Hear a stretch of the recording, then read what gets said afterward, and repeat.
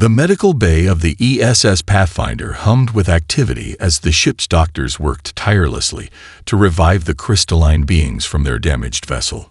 Dr. Sanjay Mehta, the chief medical officer, adjusted the atmospheric composition for the third time in an hour, his brow furrowed in concentration.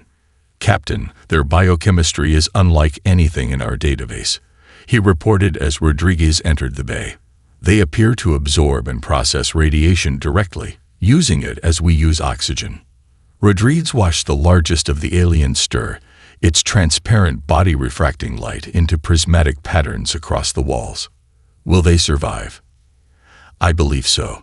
Their stasis technology protected them from the worst of the damage." The crystalline being suddenly pulsed with internal light, and a harmonic sound emanated from its structure.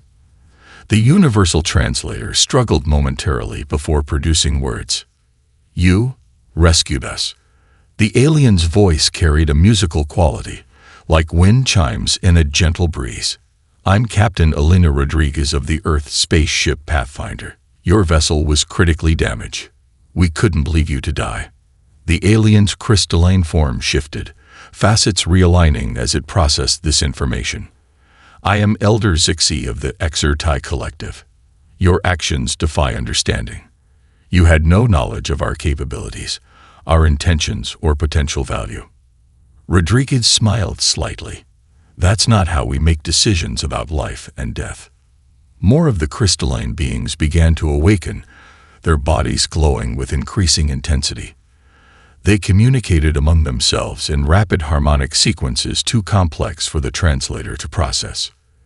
"Your vessel has sustained critical damage," Rodriguez continued. "We can transport you to the nearest habitable system, or if you prefer, we can attempt repairs."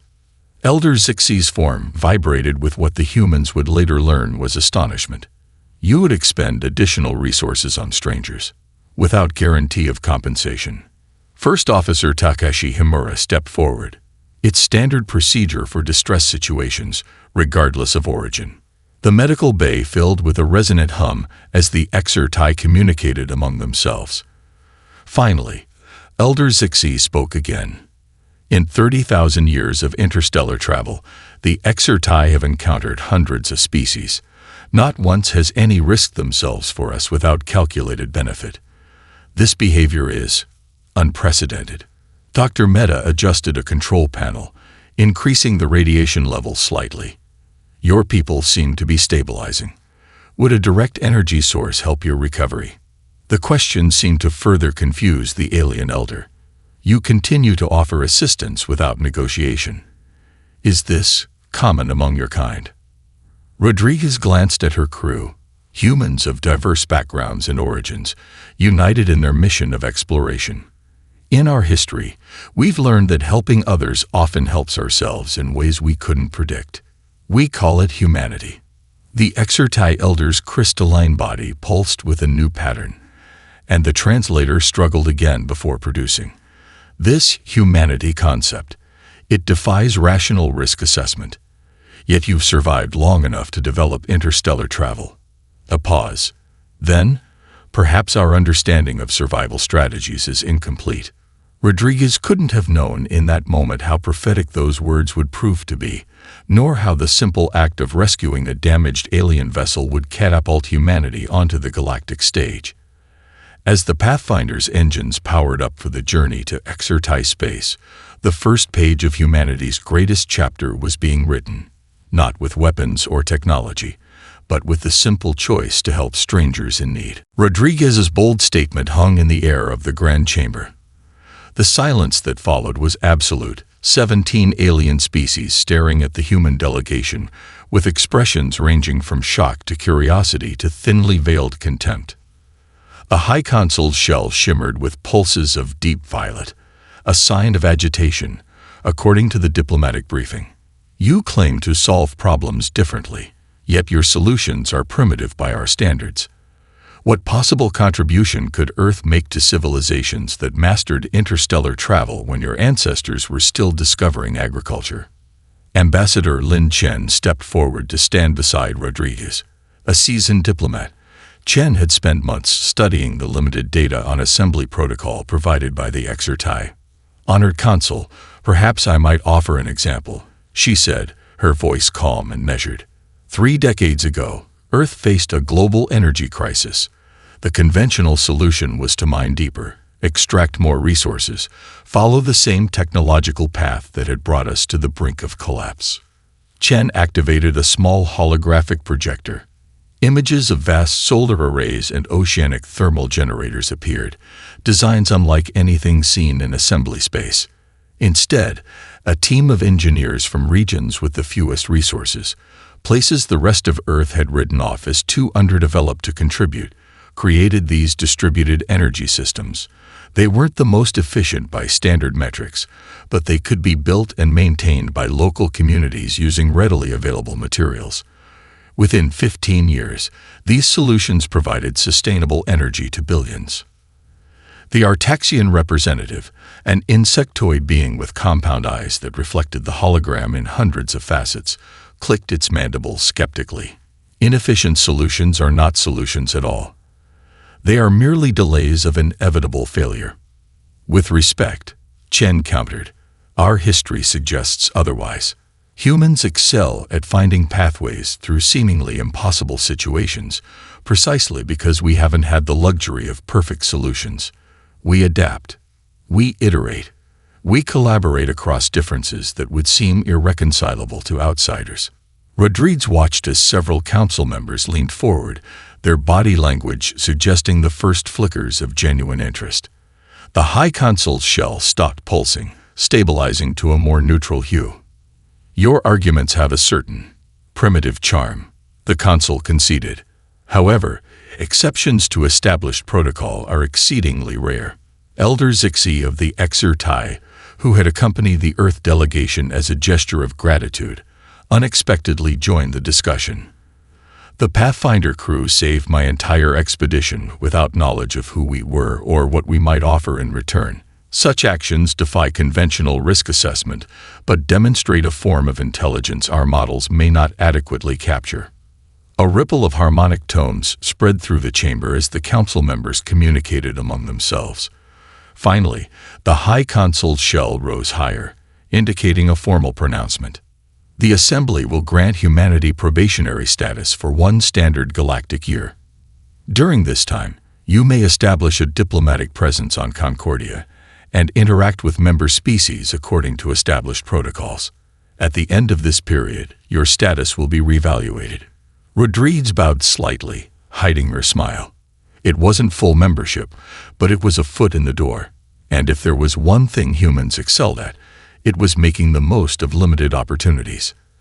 As the Earth delegation exited the Grand Chamber, Ambassador Chen whispered, 1 year isn't much time to prove ourselves to 17 advanced civilizations.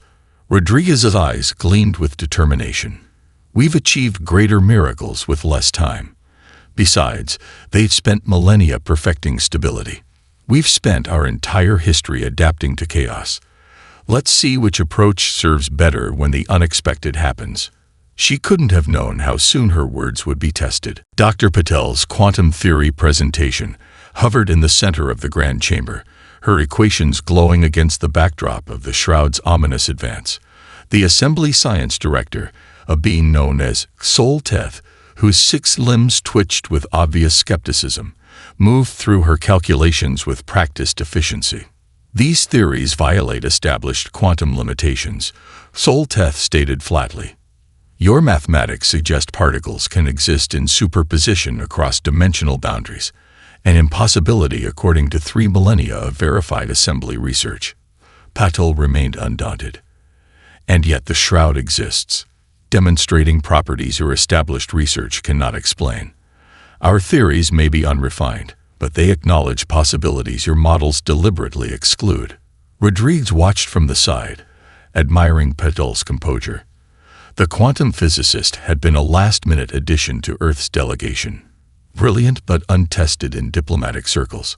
Now she stood before the Assembly's greatest scientific minds, challenging their most fundamental assumptions. Perhaps a demonstration would be more convincing than theoretical debate, Patel suggested. She produced a small device from her pocket. This is a prototype quantum resonator, primitive by your standards, but it operates on principles your science rejects. The High Consul's shell darkened with skepticism. What does this device purport to do? It creates a miniature quantum field that briefly allows particles to exist between dimensional states. Patel activated the device. A small sphere of shimmering energy appeared above it, its surface rippling with patterns remarkably similar to those observed at the shroud's boundary. The chamber erupted in murmurs and translator-mediated exclamations. Sol Teth moved closer. All 6 eye stalks focused intently on the phenomenon. Impossible, the science director whispered, but the word lacked conviction.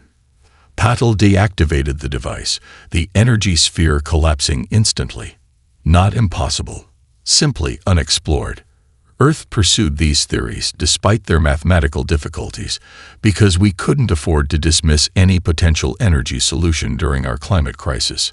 What your civilization saw as messy, imprecise science, we viewed as necessary exploration. The High Consul conferred briefly with a cluster of senior assembly members before addressing the chamber again. Dr. Patel's demonstration, while crude, suggests approaches we have not considered. Given the unprecedented nature of the shroud and our lack of viable alternatives, we will permit a human-led initiative to test their theories. The announcement triggered immediate controversy. Several species representatives voiced strident objections, citing regulations against unproven technologies and the risks of dimensional experimentation. Ambassador Chen leaned close to Rodriguez's ear. This is the opening we needed, but the opposition is stronger than anticipated. Rodriguez nodded. They're afraid, not just of the shroud, but of admitting their perfect systems might have blind spots. Across the chamber, the Diraxian representative, Kivex, silenced the objections with a thunderous sound from his resonance chambers. As head of the Assembly Defense Council, his voice carried significant weight. The shroud has already consumed the Lyraxian colony worlds and the Tholian manufacturing hub, Kivex stated. At current expansion rates, major population centers will be threatened within 2 decades. We can debate methodology after the crisis passes. If it passes, I move to grant the humans necessary resources and authority to pursue their approach. As the vote proceeded, Patel rejoined the Earth delegation, her expression a mixture of triumph and trepidation. They're giving us access to their most advanced facilities, she said quietly. But if we fail, Rodriguez completed the thought. If we fail, humanity's first impression on the galactic stage will be our last. So we don't fail. Little did they know that success would require more than brilliant theories and advanced technology. It would demand something the Assembly had deliberately engineered out of their societies generations ago, the human capacity to improvise in the face of absolute uncertainty. Commander Wei studied the crystalline device the Meridian Elder had given him, turning it slowly in his palm. The ancient data storage unit pulsed with a subtle inner light, waiting to reveal secrets kept hidden for 50 millennia. With a deep breath, he inserted it into the specialized reader that Chief Science Officer Park had configured. Holographic imagery sprang to life above his desk, grainy and distorted by time, but unmistakable. A Meridian vessel, sleeker and more organic than current designs, approached a boundary identical to the shroud. The vessel penetrated the darkness. Then interior cameras showed chaotic scenes of equipment failure, crew panic, and finally, a glimpse of something at the heart of the phenomenon. Massive constructs surrounding a pulsing neutron star. Computer, freeze image and enhance, Y commanded. The final frame sharpened, revealing engineering that defied even assembly understanding. Structures that seemed to bend reality itself wrapped around the stellar remnant, harnessing its gravitational energies in ways Y couldn't begin to comprehend. The door chimed, interrupting his analysis. Enter. Engineer Fatima Hassan stepped inside, her eyes immediately drawn to the hologram. Is that? Inside the shroud. From a Meridian expedition 50,000 years ago. Wade gestured to the chair opposite his. They retreated rather than explore further. Their elder suggested we might make different choices. Hassan studied the image with professional intensity. Those structures aren't natural formations. Someone built them. And from the scale, whoever did it was operating at technological levels far beyond even the assembly. And now they're failing. Wei mused. Which means they were maintaining something that's now breaking down. The ship's communication system interrupted. Commander Wei, this is Dr. Jurgen in engineering.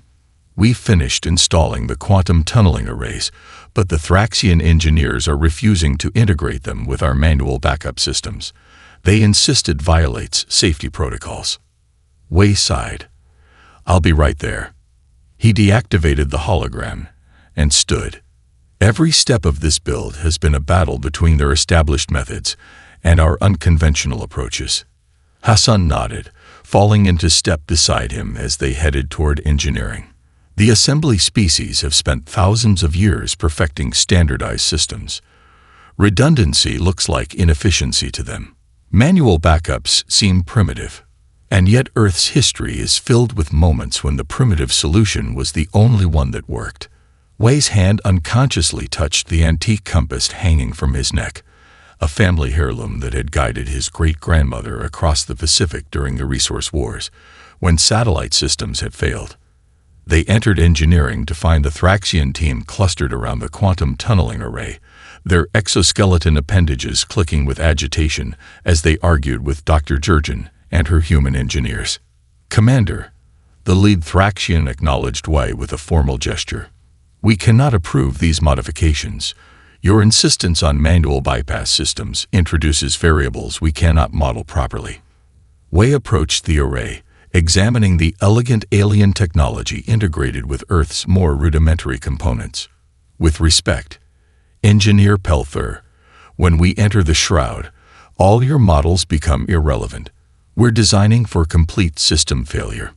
If systems fail, the mission fails, Pelther stated as if reciting a fundamental law of physics. That is standard risk assessment. Wei smiled slightly. Not for humans. For us, system failure is just the beginning of the actual mission. He turned to Hassan. Show them the alternative bypass configuration. If we can't convince them with theory, let's demonstrate in practice. As Hassan began reconfiguring the systems, Wei contemplated the vessel taking shape around them. The ESS Impossible was aptly named, a hybrid of assembly perfection and human improvisation that violated engineering principles from both traditions. Yet somehow it felt right. If they were to venture into the unknown and face what the assembly feared most, they would need more than perfect technology. They would need the uniquely human talent for making the impossible possible. The artificial gravity fluctuated wildly, sending equipment crashing around the bridge as Commander Wei clung to his command chair. Lieutenant Rivera lay unconscious, blood streaming from a gash on his forehead where his console had exploded. Chief Medical Officer Abrams crawled across the tilting floor to reach him, her medkit clutched tightly against her chest. Status report. Wei shouted over the cacophony of alarms. Main power at 37% and falling, reported Hassan from the engineering station. The quantum resonators are offline. Navigational systems completely down. Life support on auxiliary power.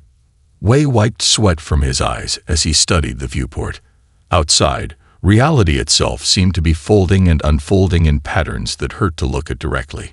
Colors existed that had no names in human language, and spatial dimensions appeared to bend in ways that shouldn't be possible. Kidvex, what do your assembly sensors tell you? Wei called to the Doraxian observer. The insectoid alien's exoskeleton clicked as he abandoned his malfunctioning sensor station. Nothing functional, Commander. All assembly technology is designed to operate within established physical constants. Here, those constants are fluid. Science Officer Park gripped the edge of her station as another gravity surge hit. Sir, I'm detecting massive energy readings ahead. It's similar to the Meridian recording, but the scale is immense. Wei made a decision. All remaining power to forward viewports and manual thrusters. Helm, we're going to navigate visually. The assembly representatives looked horrified. The Thraxian engineer, Pelther, stepped forward. "Commander, visual navigation through dimensional instability is not possible. The human ocular system cannot process these spatial distortions." "Perhaps not perfectly," Wei agreed, "but we don't need perfect. We just need to get close enough." He pointed to the viewport where a faint but distinct pattern was emerging in the chaos, ripples in the dimensional fabric that seemed to flow toward a central point. "There's a current here, like an ocean. See how the distortions move. They're being pulled toward something." Wei took manual control of the helm. "Hassan, give me thruster control on my mark." Wei felt rather than saw the current, following instincts honed during his youth, sailing the treacherous Pacific storms. The ship groaned as it turned into the dimensional flow, metal straining against forces it was never designed to withstand. "Commander, hull integrity falling to 60%, warned Ensign Cho from the damage control station. "We can't take much more of this." "We won't have to," Wei responded, his eyes fixed on a point in the chaotic void where the dimensional ripples seemed to originate. "Look ahead." Through the swirling miasma of exotic energies, a structure emerged, vast beyond comprehension, its geometry impossible yet undeniably real. A collapsed neutron star pulsed at its center, its gravitational energy harnessed by machinery that dwarfed the ESS impossible. The ancient technology, clearly failing after eons of operation, struggled to contain what appeared to be a tear in the fabric of reality itself. "My God," breathed Park. "It's a dimensional anchor point. Someone built a machine to control a passage between realities." The Thraxian engineer's voice contained something the humans had never heard from an assembly species before: awe. No known civilization has achieved this level of engineering. Not even in theoretical models. We guided the ship closer to the massive structure, following what appeared to be docking trajectories etched into the dimensional currents themselves. This wasn't built to keep people out, he realized. It was built to be accessed for maintenance. As the impossible approached the ancient structure, power suddenly returned to the ship's systems. The chaotic environment outside stabilized, as if they had entered a bubble of normal space-time. "We're being scanned," reported Communications Officer Chen. "And I think we're receiving a transmission." A voice, neither male nor female, neither organic nor synthetic, filled the bridge. "Maintenance protocols initiated. Welcome, engineers. Your arrival has been anticipated for 327,452 standard cycles." Guardian's holographic form hovered before the away team, its light particles rearranging to display different aspects of predecessor history. Commander Wei watched in fascination as images of beings composed of both matter and energy constructed the massive installation around them. The predecessors discovered that reality is merely one layer of a multidimensional cosmos, Guardian explained. They found that consciousness could transition between these layers once freed from purely physical limitations. They ascended to a higher plane of existence. Park translated, her voice hushed with wonder. "A simplified but accurate assessment," Guardian confirmed. However, the dimensional gateway they created required continuous maintenance. The machinery was designed to last until other species evolved sufficient understanding to assume stewardship. Hassan examined the nearest control panel, her engineer's mind already analyzing the alien technology. But something went wrong. Guardian's form dimmed slightly. Correct. The assembly species discovered space travel as predicted, but their evolutionary path diverged from predecessor expectations. They prioritized stability over exploration, certainty over discovery. When my distress signals reached them, they classified the emissions as natural stellar phenomena to be avoided rather than investigated.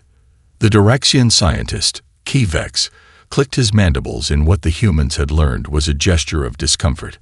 Our historical records contain references to anomalous energy patterns in this region. They were designated as navigational hazards. Your civilization chose safety, Wei said, without judgment. That's a valid evolutionary strategy, but ultimately insufficient, Guardian countered, accessing the ship's historical database. Your human history contains numerous examples of catastrophic events, climate collapse, resource wars, pandemic diseases that nearly exterminated your species.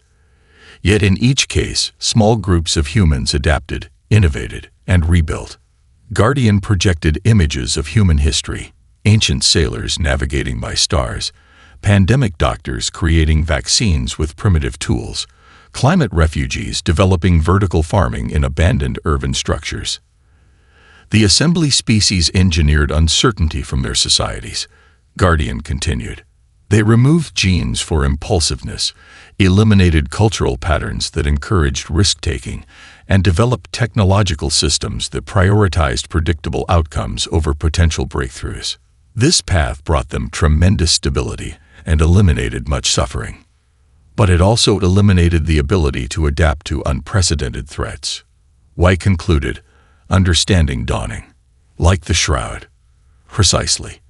The predecessors anticipated that eventually, maintenance of this installation would fail. They expected that by then, evolved species would possess both the technology and innovative capacity to address such failures. Guardian's form expanded, filling the chamber with a representation of the dimensional tear. The containment field has degraded beyond my capacity to repair. The tear grows exponentially, creating what you call the Shroud as dimensional energies leak into your reality. Without intervention, it will eventually consume your entire galaxy. Hassan exchanged glances with Park. The quantum frequency theories Dr. Patel proposed. They might work here. If we could tune a resonator to match the neutron star's energy signature. A temporary solution at best, Guardian cautioned, but potentially sufficient to stabilize the tear while more permanent measures are developed. Wei studied the ancient machinery with a newfound respect. The predecessors built this to last for millions of years, expecting their children to eventually take over maintenance. Instead, they got us, humans with primitive technology, but a stubborn refusal to accept impossible situations. Guardian's light particles rearranged into what appeared to be the approximation of a smile. The predecessors had a concept that translates roughly as beautiful imperfection, the understanding that flawed systems often develop unexpected strengths precisely because of their limitations. Your species embodies this principle. As the away team prepared to return to the impossible with their findings, Guardian added something that would stay with Wei through the trials to come. The assembly achieved perfection at the cost of possibility. Humans embraced possibility at the cost of perfection. In this moment, the galaxy needs the latter far more than the former. The engineering bay of the ESS Impossible had been transformed into a makeshift workshop, with equipment salvaged from across the ship scattered across every surface. Engineer Hassan's hands moved with practiced precision as she connected the final circuits of the quantum frequency modulator. Her fingers were burned and blistered from handling components, never meant to be manipulated without proper tools, but she barely noticed the pain. Power coupling stable at 63%, reported Ensign Chen from a jury-rigged monitoring station. That's the best we can do with the remaining systems. Wei nodded, studying the cobbled-together device that represented humanity's last hope. The modulator incorporated assembly technology, human ingenuity, and components from the ancient predecessor systems, a hybrid that would have been impossible to conceive before their journey into the Shroud. Guardian, will this be sufficient to stabilize the dimensional tier? Wei asked the AI, whose holographic presence now manifested through the ship's communication system. The calculations suggest a 68% probability of successful containment, Guardian responded. However, I must emphasize again that the neutron star's pulses follow a chaotic pattern. The modulator will require constant adjustment to maintain resonance.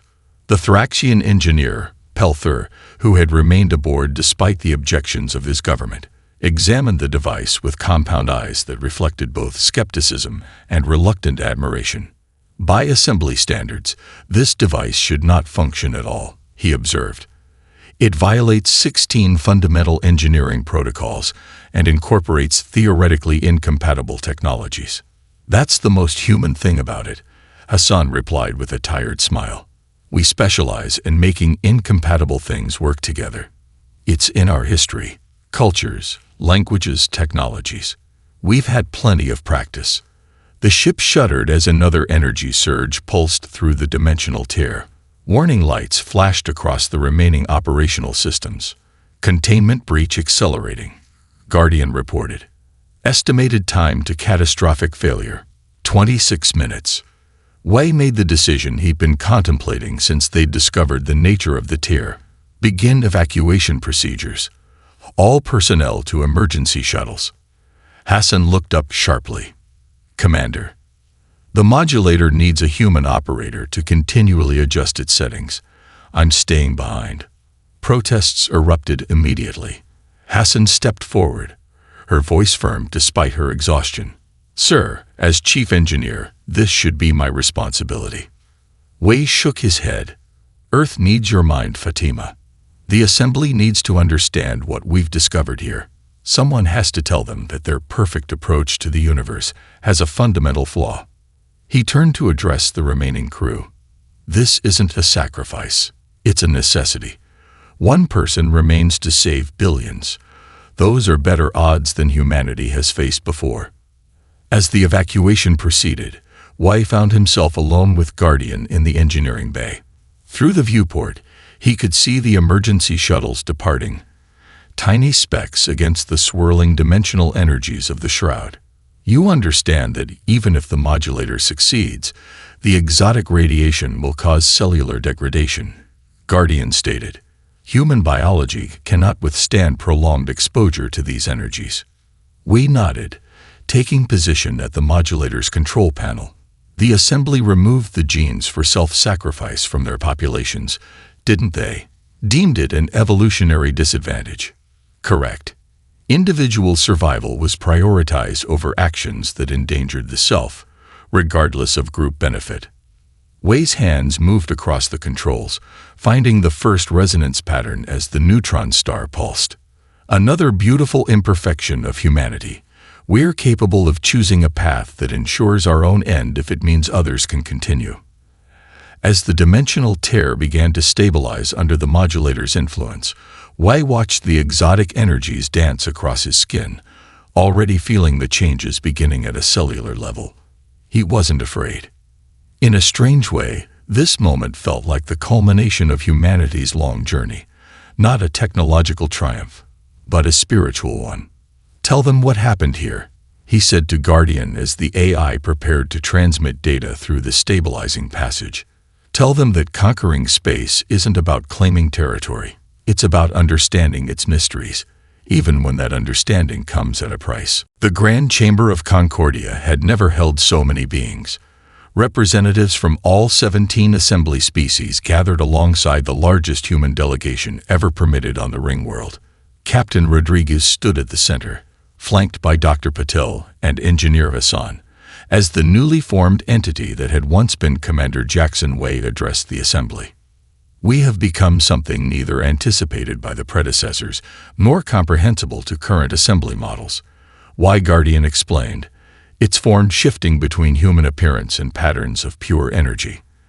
The quantum frequency modulator succeeded beyond projections, creating a feedback loop that allowed consciousness to exist across dimensional boundaries, much as the predecessors themselves achieved.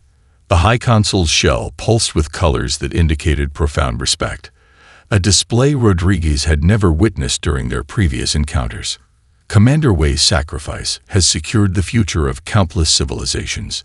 The dimensional tear is now contained, and the shroud will fully dissipate within 3 standard years. Engineer Hassan stepped forward, her voice steady despite her emotion. Commander Wei made a choice that the assembly had engineered out of their societies, the choice to place collective survival above individual survival. His beautiful imperfection saved us all. The Meridian Elder who had given Wei the ancient recording moved to the center of the chamber, his compound eyes reflecting the light from Wei Guardian's shifting form. 50,000 years ago, my ancestors encountered the shroud and retreated. We chose the safety of the known over the peril of the unknown. We survived. But at what cost? How many other crises have we avoided rather than confronted? How many discoveries have we missed by following only established paths? Murmurs spread through the chamber as assembly species contemplated this perspective, one that challenged their most fundamental evolutionary strategies. The High Consul ascended to the ceremonial platform, signaling a formal pronouncement. For millennia, the Assembly has defined the mastery of space as the ability to chart, colonize, and control the cosmos. We established outposts on countless worlds, created trade routes spanning thousands of light years, and developed technologies to bend the physical universe to our will. The consul's shell expanded, displaying historic recordings of Assembly achievements, massive terraforming projects, artificial worlds, star-lifting operations that harvested stellar material. Yet when faced with a phenomenon that defied our understanding, we were paralyzed. The consul continued. We discovered that true mastery is not about controlling what we already understand, but about confronting what we do not understand. Humanity has demonstrated this mastery not through technological superiority, but through qualities we deliberately removed from our own societies: adaptability, intuition, and the courage to risk everything for an uncertain outcome. Rodriguez watched as the Assembly representatives rose in a gesture of unanimous agreement, a sight unprecedented in recorded Assembly history. Therefore, by unanimous consent of all 17 founding species, we bestow upon humanity the title Masters of Space Conquest, not for the territories they have claimed, but for their mastery of the essential quality that space exploration truly demands: the willingness to venture into darkness with no guarantee of return. As the ceremony concluded, Rodriguez found herself standing beside the Y Guardian entity, watching the historic gathering from a quiet alcove. "What happens now?" she asked softly. "To you, to us, to the Assembly." Y Guardian's form settled briefly into a purely human appearance, with Y's familiar smile. Something unprecedented. The predecessors created their machines expecting that eventually their children would return to maintain them. Instead, they got us. Beings who think differently, who solve problems differently. Now we have access to their knowledge and technology, but we'll use it in ways they never imagined. Because of our beautiful imperfections, Rodriguez said, understanding. Exactly. Y Guardian gestured toward the gathered Assembly species, now engaged in animated discussions with human representatives. They perfected themselves into an evolutionary corner. We stumbled forward, making mistakes, surviving disasters, adapting constantly. Both approaches have value, but combined, they become something greater than either alone.